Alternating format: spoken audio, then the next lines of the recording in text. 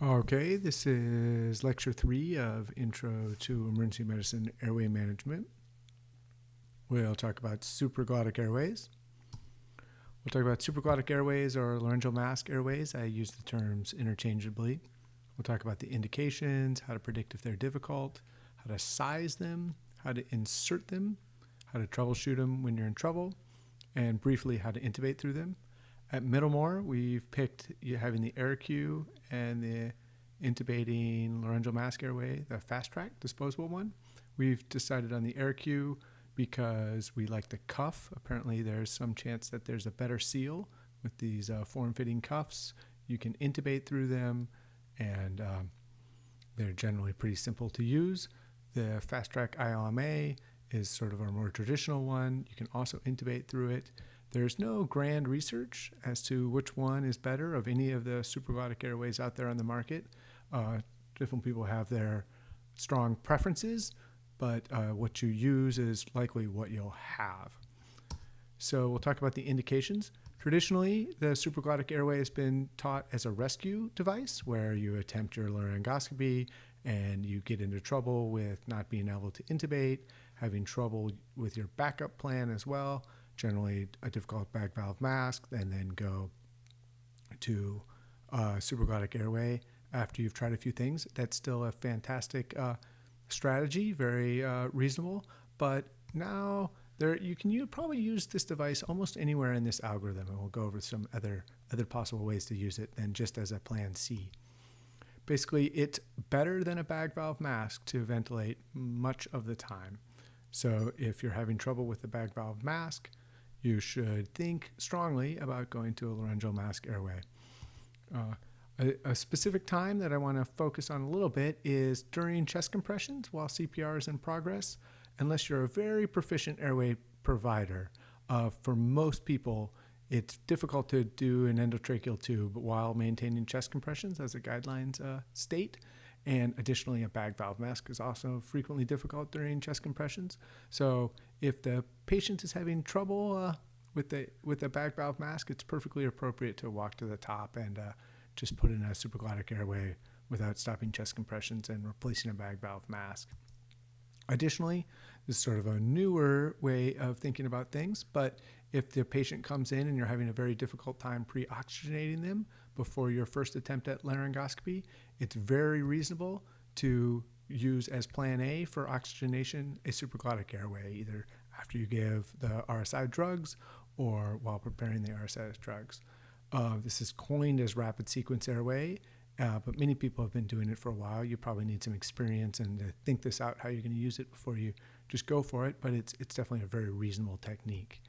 And then another technique is after successful laryngoscopy. So you've tried to do everything right for preparing your laryngoscopy, but after you insert the blade, you're having trouble visualizing the epiglottis, visualizing the cords, or passing the tube.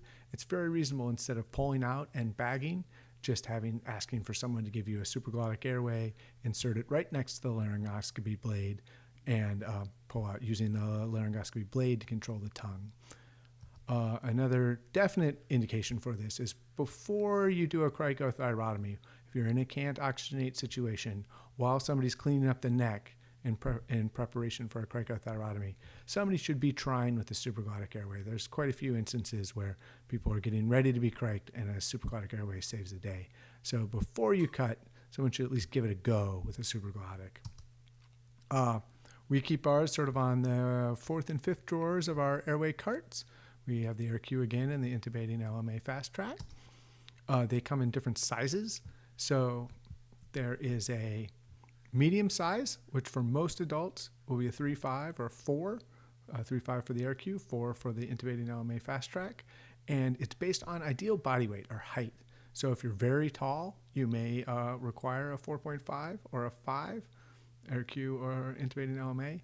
Or if you're quite short or small, 2.5 AirQ or 3 intubating I-LMA. These sizes are on the packages. Additionally, we have a chart that shows them. For pediatrics, they come in smaller sizes, and we have a chart. And for that, when in doubt, it's worth it to flip through and look at the package before you put it in. But again, it's the middle size is good for most adults, and it's based on ideal body weight. So there are multiple predictors of difficult supraglottic airway. Of course, you never know when you're going to run into trouble until after you've run into trouble. But we've taught the RODS mnemonic, which stands for restricted mouth opening. If you have a difficulty putting the airway into the mouth, of course, you'll have trouble. If there's some sort of obstruction between the tube and the lungs, that will cause trouble. Distortion of the airway, so either laryngeal distortion, distortion of the pharynx, can cause trouble with a seal.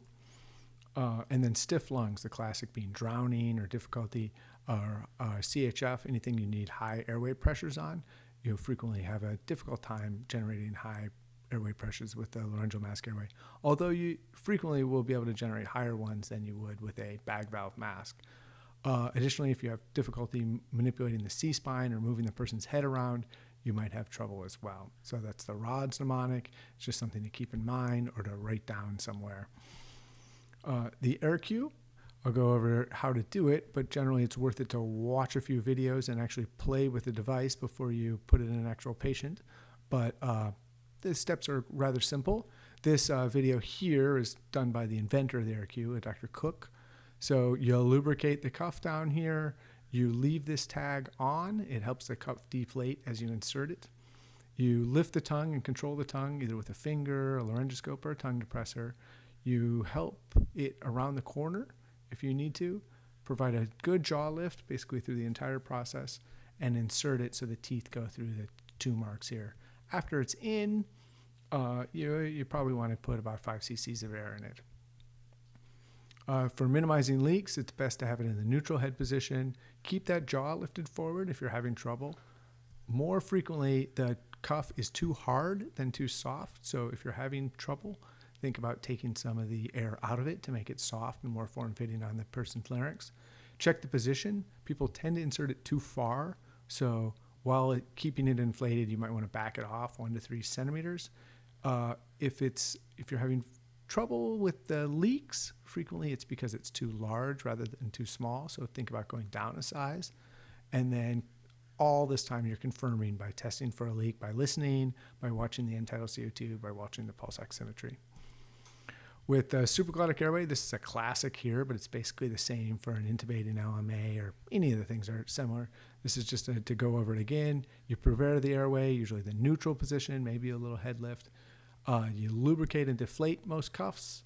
You control the tongue and jaw with either your finger or a laryngoscope or a tongue depressor.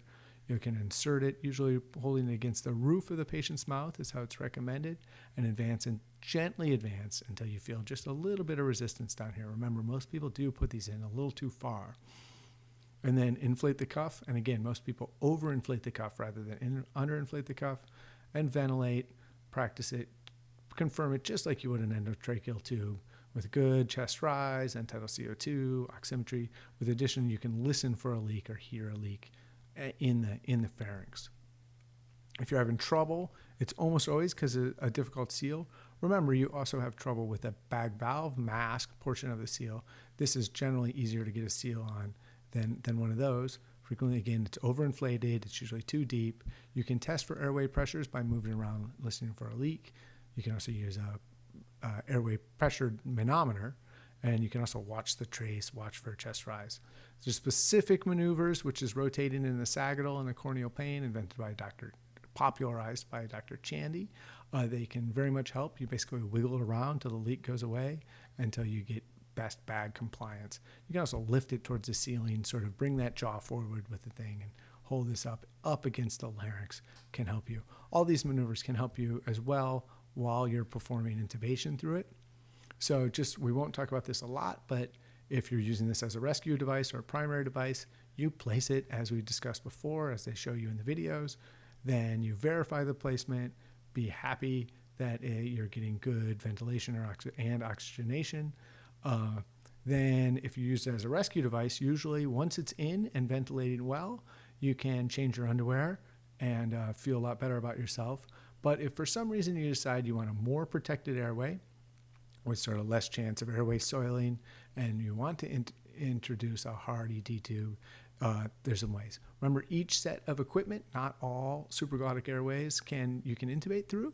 So make sure to open up a package, make sure the tube fits through appropriately, probably lubricate it, check it out on one before messing around with it in the patient's mouth, of course. So test the feet, get lots of lubrication in here. Frequently, the first step is insert it, and then hook the bag valve mask up here and ventilate, okay? Right now, if there's a bag valve mask here, it's working as a laryngeal mask airway with just a little bit more dead space. Then you can slowly advance it into the patient's, hopefully through the larynx, and slowly, gently, as the tube gets shorter, it advances. Your end tidal CO2 doesn't change, your compliance doesn't change, and you're happy days, you're in the trachea. If as you advance it into the esophagus, of course, the bag compliance will frequently change, the end tidal CO2 should definitely change, and your lung sounds, all that things. And then when that happens, pull it out back to where it's still in the cuff. You are back in this situation or this situation, preferably this situation where you have a endotracheal tube and a laryngeal mask airway working for you. You don't want to use a lot of force while you advance it, hopefully through the larynx, and you don't want to repeat that a lot. So 1, maybe 2 attempts at very gently trying to insert it in there. If you're having trouble, usually you're in too far. Usually you may not be centered on the thing. Different people report different levels of success, anywhere between 50 to 90%. With blind and gentle insertion, it works a lot better with a flexible fibroscope or a shaped stylet, but it can be done this way. Again, this is where the money's at, using it as an LMA. You can use it as an intubating one, but make sure you're ventilating as an LMA, as a supraglottic airway first. Once you're in, you can also take out the supraglottic airway. That's a little bit more complicated, and there's no reason to do so in most cases. If you're learning from this video, you probably could require some expert help. So again, I just want to reemphasize the situation where someone's CPR is in progress. I highly advocate using a supraglottic airway as an alternative to a bag valve mask or an endotracheal tube in sort of that situation. That's supported by the resuscitation guidelines. So you can sort of sneak up to the airway, help the person out who's attempting with a bag valve mask, slip a supraglottic airway in without convincing them to stop chest compressions, and continue on. Once you get ROSC, you're welcome to put a better airway in. And again, that's a time where probably the checklist isn't where the best bang for the buck is. Finally, just a review. Remember, you can use it almost anywhere in here, but make sure you use it before you cric the patient. Understand this Rod's mnemonic as things that are likely to cause a little extra trouble, how to size it, how to insert it. Try to watch the videos of the experts on YouTube. I'm going to try to put one up myself of me playing around with a mannequin and an air cue, but the ones online are pretty good as well. And how to troubleshoot when you have a leak or trouble, and then you can think about how you might want to intubate through this. Again, here's some PDFs and some videos and some other things that I use to sort of make this lecture. They're all very reasonable and probably worth your time to just click through and see what you think. All right, thank you very much. Next, we'll move forward onto direct laryngoscopy.